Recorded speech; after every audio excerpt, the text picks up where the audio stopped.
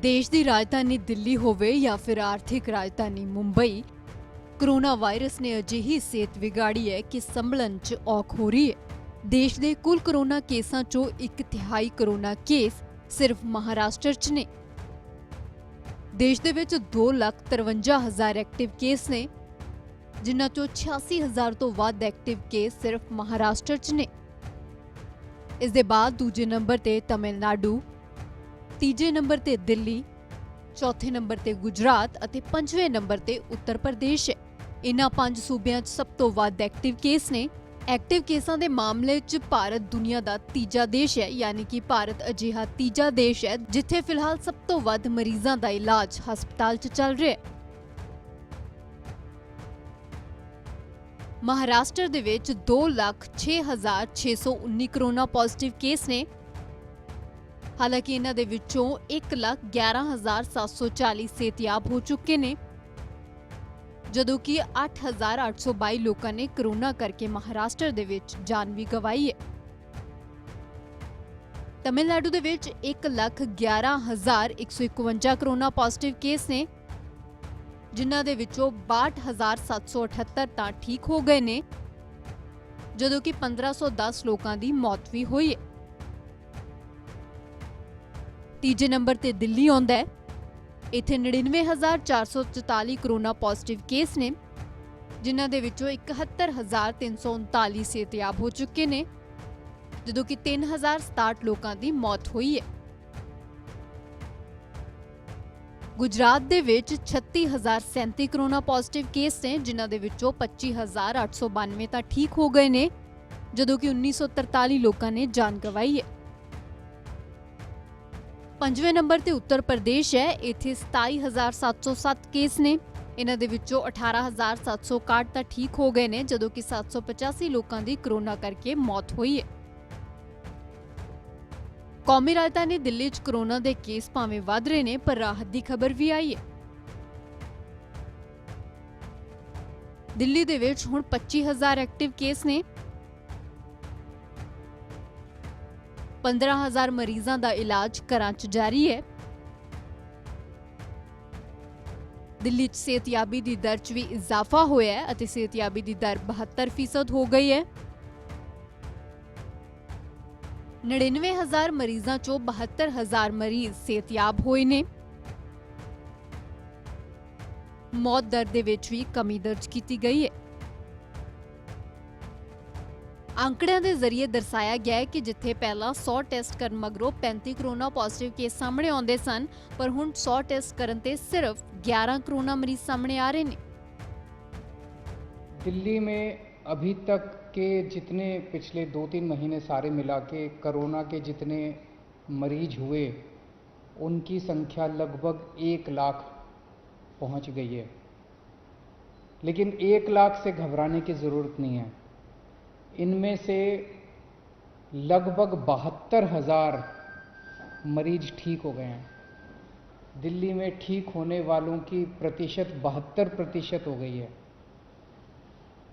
जो कि बहुत बड़ी है। तो इसका मतलब लोग बीमार तो हो रहे हैं, लेकिन साथ साथ ठीक होते जा रहे हैं।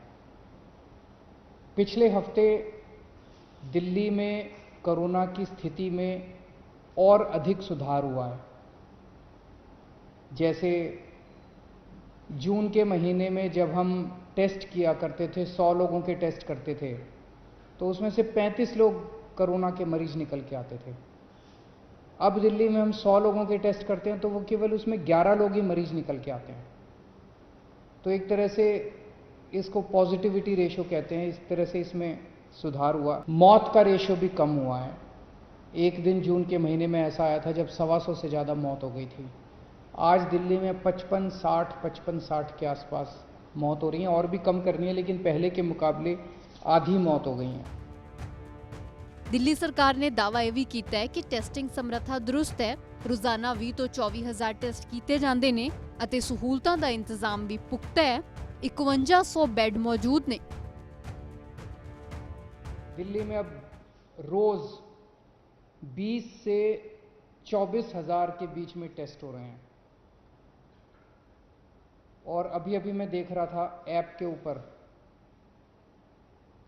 दिल्ली में इस टाइम कोरोना के 15,000 के करीब बेड हैं टोटल, और उसमें से केवल 5100 बेड पे पेशेंट मरीज हैं। तो अस्पतालों में जितने अस्पताल हैं, सारे अस्पतालों में मिला के केवल 5100 मरीज हैं। पिछले हफ्ते दिल्ली के अस्पतालों में 6200 मरीज थे कोरोना के, आज कम होके एक हफ्ते में 5100 मरीज रह गए। तो अस्पतालों में मरीजों की संख्या कम हो रही है, मरीज ठीक हो के घर जा रहे हैं। और इस टाइम दिल्ली में लोगों को ना टेस्टिंग की कोई समस्या हो रही है और ना बेड्स की कोई समस्या है। बेड्स भी आसानी से मिल रहे हैं, बेड्स को लेके कोई अफरा तफरी नहीं है। ऐप के ऊपर आप देख सकते हैं कि कितने बेड कहाँ खाली हैं। ज़्यादा लोग जो हैं उनका घरों में, जैसे आज 25,000 अभी टोटल आज दिल्ली में मरीज हैं करंट, अभी 25,000, उनमें से 15,000 मरीज घरों में उनका इलाज चल रहा है।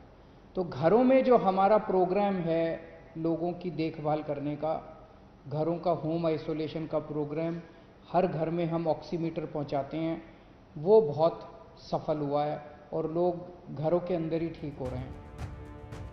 ਕਰੋਨਾ ਮਰੀਜ਼ ਵਧ ਰਹੇ ਨੇ ਅਤੇ ਮੌਤਾਂ ਦੀ ਗਿਣਤੀ ਵੀ, ਪਰ ਨਾਲ ਹੀ ਰਿਕਵਰੀ ਰੇਟ ਵੀ ਵਧਿਆ। ਦੇਸ਼ ਦੇ ਵਿੱਚ ਰਿਕਵਰੀ ਰੇਟ 60% ਹੋ ਗਿਆ ਹੈ।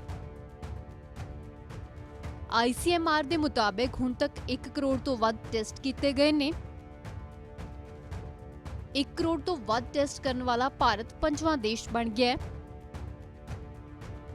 ਨਿਤ 2.5 ਲੱਖ ਦੇ ਕਰੀਬ ਟੈਸਟ ਕਰਨ ਦਾ ਦਾਅਵਾ ਕੀਤਾ ਗਿਆ ਹੈ। ਮਾਰਚ ਤੱਕ ਦੇਸ਼ ਦੇ ਵਿੱਚ ਇੱਕੋ ਟੈਸਟਿੰਗ ਲੈਬ ਪੁਣੇ ਦੇ ਵਿੱਚ ਸੀ। ਹੁਣ ਦੇਸ਼ ਦੇ ਵਿੱਚ 1100 ਟੈਸਟ ਲੈਬਸ ਨੇ। ਇਹਨਾਂ ਦੇ ਵਿੱਚੋਂ 300 ਪ੍ਰਾਈਵੇਟ ਲੈਬਸ ਨੇ। ਨਿਤ 3 ਲੱਖ ਟੈਸਟ ਕਰਨ ਦਾ ਟੀਚਾ ਮਿੱਥਿਆ ਗਿਆ ਹੈ। ਭਾਰਤ ਦੇ ਵਿੱਚ ਟੈਸਟਿੰਗ ਦੇ ਮਾਮਲੇ 'ਚ ਤਮਿਲਨਾਡੂ ਸਭ ਤੋਂ ਅੱਗੇ ਹੈ। ਤਮਿਲਨਾਡੂ, ਮਹਾਰਾਸ਼ਟਰ, ਆਂਧਰਾ ਤੇ ਯੂਪੀ ਦੇ ਵਿੱਚ ਨਿਤ 30,000 ਤੋਂ ਵੱਧ ਟੈਸਟ ਹੁੰਦੇ ਨੇ। ਦੁਨੀਆ ਦੇ ਵਿੱਚ ਹੁਣ ਤੱਕ ਸਭ ਤੋਂ ਵੱਧ ਟੈਸਟ ਚੀਨ ਨੇ ਕੀਤੇ ਨੇ। ਚੀਨ ਦੇ ਵਿੱਚ 9 ਕਰੋੜ ਤੋਂ ਵੱਧ ਕਰੋਨਾ ਟੈਸਟ ਕੀਤੇ ਗਏ ਨੇ। ਅਮਰੀਕਾ ਨੇ 3 ਕਰੋੜ ਤੋਂ ਵੱਧ ਕਰੋਨਾ ਟੈਸਟ ਕੀਤੇ ਨੇ। ਰੂਸ ਦੇ ਵਿੱਚ 2 ਕਰੋੜ ਦੇ ਕਰੀਬ ਟੈਸਟ ਕੀਤੇ ਗਏ ਨੇ, ਜਦੋਂ ਕਿ ਭਾਰਤ ਅਤੇ ਬ੍ਰਿਟੇਨ ਦੇ ਵਿੱਚ 1-1 ਕਰੋੜ ਟੈਸਟ ਕਰੋਨਾ ਜਾਂਚਣ ਦੇ ਲਈ ਕੀਤੇ ਗਏ ਨੇ। ਕਰੋਨਾ ਤੋਂ ਬਚਾਅ ਦੇ ਲਈ ਫਿਲਹਾਲ 2 ਹੀ ਤਰੀਕੇ ਦੱਸੇ ਗਏ ਨੇ, ਇੱਕ ਇਹਤਿਆਤ ਅਤੇ ਦੂਜਾ ਵੱਧ ਤੋਂ ਵੱਧ ਟੈਸਟਿੰਗ, ਤਾਂ ਜੋ ਮਰੀਜ਼ ਨੂੰ ਇਲਾਜ ਮਿਲ ਸਕੇ ਅਤੇ ਬਿਮਾਰੀ ਫੈਲਣ ਤੋਂ ਰੋਕੀ ਜਾ ਸਕੇ। ਪਰ 130 ਕਰੋੜ ਦੀ ਆਬਾਦੀ ਵਾਲੇ ਮੁਲਕ ਦੇ ਵਿੱਚ ਮਹਿਜ਼ 1 ਕਰੋੜ ਟੈਸਟ ਹੋਏ ਨੇ, ਜੋ ਫਿਲਹਾਲ ਨਾਕਾਫੀ ਜਾਪ ਰਹੇ ਨੇ।